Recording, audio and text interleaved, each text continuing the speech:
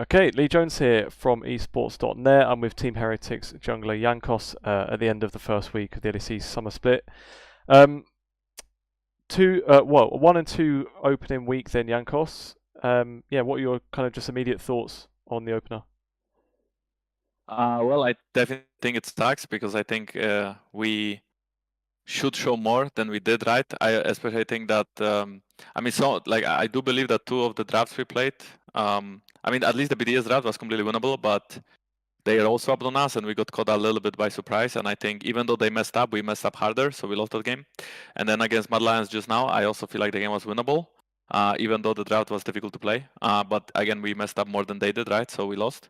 I think with this kind of performance, we can dream about playoffs. I think we have to step up way more if we wanna even make it there to championship split, right? Because our goal is to make it to Worlds. But we are not showing any progress compared to Spring Split, I think. So it's definitely disastrous. Fair enough. What happened today in the draft? There was only, at least on the broadcast, it showed that there was only 4 bans from you guys. Yeah, we had some difficulties banning the fifth champion. It was called a bit late, and because the keyboards and mouses we are using are different from the stage ones, I think we couldn't type the name of the champion in time. But that being said, we would ban a champion that they didn't pick, so it's fine. Okay, fair enough. No worries. Just coming into this split then, I wanted to ask you about the change in coaching staff. Obviously with Peter Dunn kind of stepping back a bit. Just firstly, how have you found the changes and the kind of different atmosphere? I think it's okay. We have different coach for drafting now, different coach for the main game talk. I think it's it brings fresh vibe, right? The only thing is that we are changing something every split. I think compared to winter split when we started the year, the team and the roster is so much different than now than it was back then, right? So there's a lot of changes going on. But obviously, if there are changes, we are trying to change for the better, not for the worse. So we are trying our best. Sure. There was a bit of a bit of drama really with the changes as well. So I know when it was first leaked by the Sheep guys, Peter Dunn basically denied that it was happening, and then it ended up happening. How was that from your guys' point of view? Did you see any of that going on in the background, or of what was actually happening there? No, to be honest, I didn't see anything. I was just kind of focusing on, off season, I guess, and trying to increase my individual skill, stream and play solo queue. So that was on my mind. Sure. Did you get up to anything else exciting in the break? No, we did actually go for to Spain for a two-day vacation with the team to bond us together a bit, and it was a very fun experience. We got to watch a football game on the TV, Nice. and we got to hike a bit before that. So it was a very long day with a very long hike into a team breakfast, into long hike, into team dinner, into then a game. So it was very fun, and we also went to I think Warner Bros. Studios in Berlin. That was cool, and yeah, they just killed the lights. So. Never mind. I guess we'll crack on. Oh, there you go. Perfect.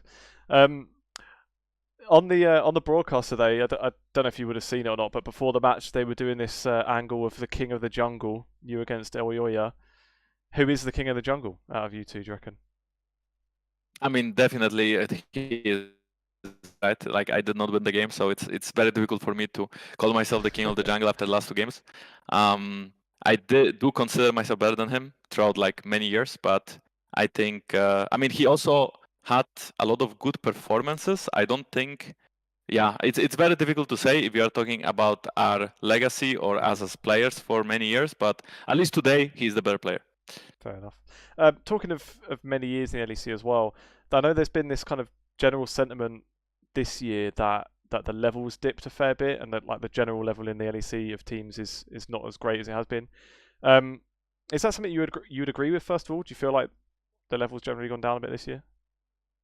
I do think that our strongest team is G2, right? And they lost 2 games, but I think that's because they didn't prepare for the patch, and they came back from MSI. I've been there, so I assume how their break looked like is that they had a break and then they installed a lot of content and they couldn't really practice more than 2-3 days, and then the split started. So I'm not super surprised they went 1-2. I also think BDS is quite creative with the lane swaps, right? I think people kind of forgot about it after the patch changes, but seems like it's still working out for them.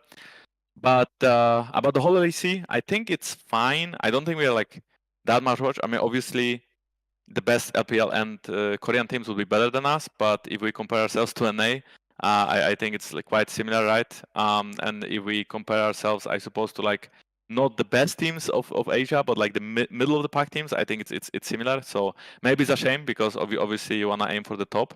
But I think during international events you have space to grow and you have time to grow. So whoever we end up sending this year to Worlds, right? Hopefully we will figure it out. Sure. When you look back on previous years, is there any year that stands out to you that was like a really stacked year? Like, what do you think was the strongest time in the LEC in general?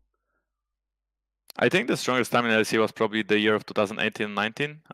In the 18, I remember we had 3 Western teams in the semifinals. We had Cloud9, G2, and Fnatic.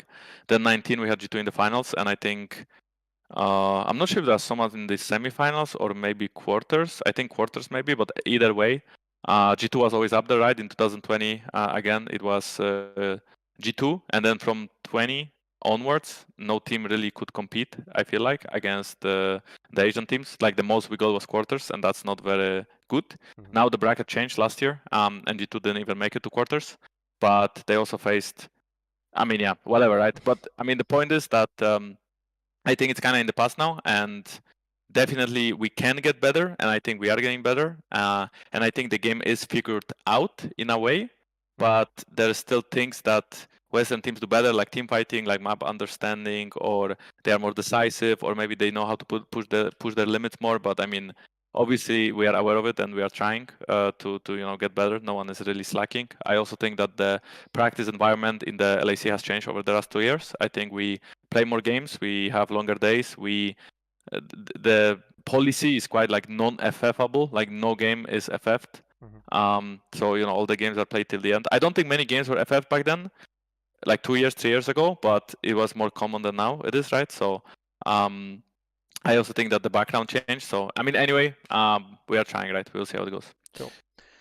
Just one final question then to end on. I wanted to ask you, I don't know if you would have seen much of this kind of discourse online. It mainly happened last night and following on from yesterday's broadcast, and it was basically this debate about how the broadcast criticizes players, and then there was this kind of whole sub-debate about should the broadcast even criticize, and should there never be like negative analysis and shitting on people and whatnot.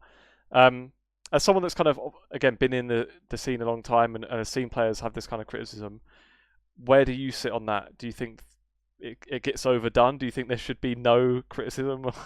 Yeah, what were your thoughts on that debate? If you saw I mean, I think criticism is fine as long as it's justified, right? I mean, I think it was about like upset finishing 10th 3 times, right? And I do agree from player perspective, maybe it's not your fault exactly. Like, it's always, you are a team. If you win, you are with as a team. If you lose as a team, right? But I mean, they're just pointing out statistics, I suppose, and they're trying to make storylines based on that. I've been on 2 sides of it. I've been called shit and washed and choker. I also been called the best and very good and constantly like very stable player, right? So I don't mind that much. Obviously, if let's say the right now is that and I should retire and like why am I even here, then I might have difficulties finding a job next year, for example, right?